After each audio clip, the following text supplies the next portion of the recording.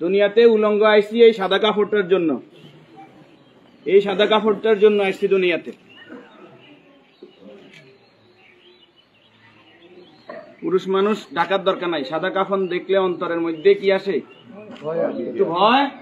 আর সেটা মনে রাখবেন, পুরুষের ঢাকার দরকার নাই, মহিলাদেরকে এভাবে উপর দিয়ে ঢেকে দিতে হয়।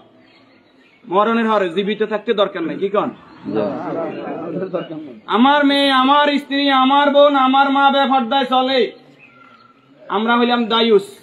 ওই পুরুষ দায়ুস যে তার স্ত্রী সন্তানকে পর্দা করায় না।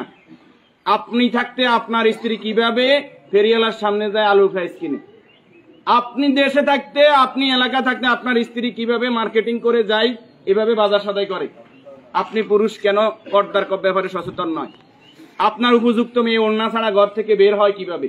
আপনার মেয়ে, আমার মেয়ে কিভাবে পায়জামা টাকনুর উপরে পরে? আমার ছেলে কিভাবে পায়জামা টাকনুর নিচে পরে?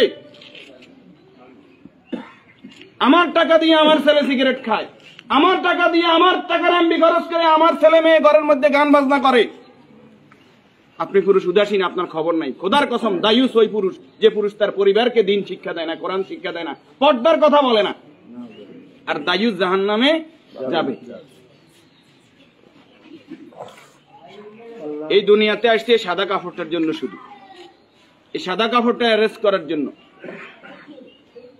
কিন্তু এই সাদা কাপড়টাও নিজের টাকায় কিনা হয় না, নিজের টাকায় কিনা হয় না। আত্মীয় স্বজন কেউ না কেউ, আমরা অনেক সময় শুনছি যে 3.5 হাতের মালিক ছাড়া আমি ন, আমি নিজে 8-10টা কবর এইভাবে দিছি যে উনি যে জায়গা দেখাই গেছে এই জায়গায় কবর দিন আর জায়গা দিছি আমাদের বাড়িতে।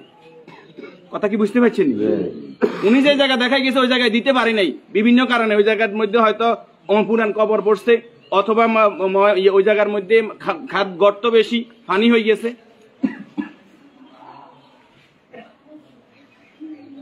তাহলে আমার শেষ জায়গাটাও আমার নির্দেশনা মতো হয় না, পরিবারে যারা আছে তাদের নির্দেশনা মতো হয়। যে রাসূলের শানমর্যাদা এত বেশি, সে রাসূলের প্রতি দুরূদ ও সালাম সাল্লাল্লাহু আলাইহি ওয়াসাল্লাম। সম্মানিত উপস্থিতি, আল্লাহর গোলাম চেহারাতে বলতেছে অবশ্যই নেককার পরেজগার ছিল। আল্লাহ তাআলা ওনার জীবনের গুনাহগুলো মাফ করে দেন, আমিন। যে নেক আমলগুলো করেছে, দান সাদাকা করেছে, বদৌলতে কবর, হাসর, মিজান, ফুলসিরাত আল্লাহ কি করে দেখ, মাফ করে দেখ। আমরা যারা জানাজায় উপস্থিত হয়েছে আল্লাহ আমাদেরকে মাফ করে দেখ, আল্লাহ তাআলা এই পরিবারকে ধৈর্য ধারণ করার তৌফিক দান করুন, আমিন। 40 জন জানাজাতে কাদেরকে উপস্থিত করাইবেন? আমাদের কত বলবো, বলতে আর বলতে মনে চায় না। সব জানেন কিন্তু আমল নাই। আপনি জানেন যে আত্মীয়তার সম্পর্ক নষ্টকারী জাহান্নামে যাবে, আপনি নিজেই সেই সম্পর্কটা বারবার নষ্ট করেন।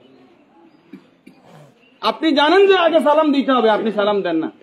আপনি জানেন যে নিজের জন্য যেটা ভালো মনে করি অপরের জন্য সেটা ভালো মনে না করলে আমি ইমানদার নয়। আপনি জানেন প্রতিবেশীর হক নষ্ট করলে ইমানদার নয়। কই নাই, সব শুধু জানি, আমল করি না।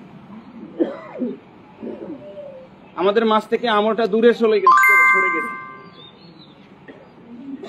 এই নেককার গোলাম জানাজাতে নামাজি ফরেজগার লোক, শিরিক মুক্ত লোক, আপনার দৃষ্টিতে যিনি শিরিক মুক্ত, এরকম 40 জন লোক যদি দোয়া করে আল্লাহ তাআলা ওই দোয়া কি করে? কবুল করে। 40 জন হাইবেন, হাইতেন ন। উনি নামাজি ফরেজগার, উনি হয়তো আপনি মনে করেন যে মাজারে সেজদা দেন শুধু কবিরা গুনাহ, মাজারে সেজদা দেন বুঝি শিরক। শনিবার মঙ্গলবার কি শিরক না? শনিবার মঙ্গলবার হিসাব করা শিরক ননি? শিরক, এটাও শিরক। এই যে জাদু টোনা করা, এটা কি শিরক ননি? গণকের কাছে যাওয়া, বান্দর গনাইতে যায়, মানুষ গনাইতে যায়, চুরি করছে কে, আনা চাইতে যায়, এগুলো সবগুলো কি বড় শিরক। যেটা জনগণ সকল ক্ষমতার উৎস, ঠিক ননি? জনগণ সকল ক্ষমতার উৎস, সকল ক্ষমতার মালিক কে? তো যেই দল, যেই সংগঠন, যেই রাজনীতি আমাকে বলে জনগণ সকল ক্ষমতার উৎস, এই রাজনীতি করা কি শিরক না? এই জিনিসটা কেন বুঝিনি আমরা?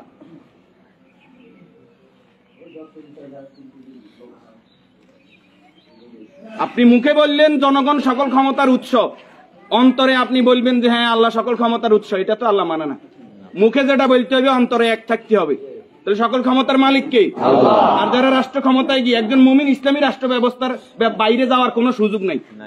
যদি আওয়ামী লীগ আবার তওবা ইস্তেগফার করি আই কয় যে আমরা আল্লাহর আইন অনুযায়ী রাষ্ট্র চালাইম, আমরা কইম আলহামদুলিল্লাহ। বিএনপি যদি কালকে বলে যে আমরা রাষ্ট্র চালাইম আল্লাহর আইন অনুযায়ী, কোরআনের আইন দিয়ে রাষ্ট্র চলবে, সৎ নামাজি ফরেজগার লোকরা চেয়ারম্যান মেম্বার হইব, তাকওয়াবান হইব, আমরা বিএনপির সাথে আছি, বিএনপি কে ভোট দেব। যদি জামাত ইসলামী বলে আমরা আল্লাহর আইন দিয়ে রাষ্ট্র চালাইবো, কোরআন চালাইবো, দেশ তাকওয়ার ভিত্তিতে চলবে, রাসূল যেভাবে চালাইবে আমরা তাদেরকে ভোট দিব। যদি চরমরাই বলে তাদেরকে ভোট দিব। আমাদের ব্যক্তিগত কারো কোনো আরস নাই। আমরা এই জমিনে আল্লাহর, এই জমিনে আইন চলবে কার? এবার যেই আসুক এই তকমা নিয়ে আমরা তাদের সাথে আছি। রাজি আছেন? আল্লাহ তাআলা আমাদেরকে কবুল করুন। সম্মানিত উপস্থিতি, এই মুহূর্তে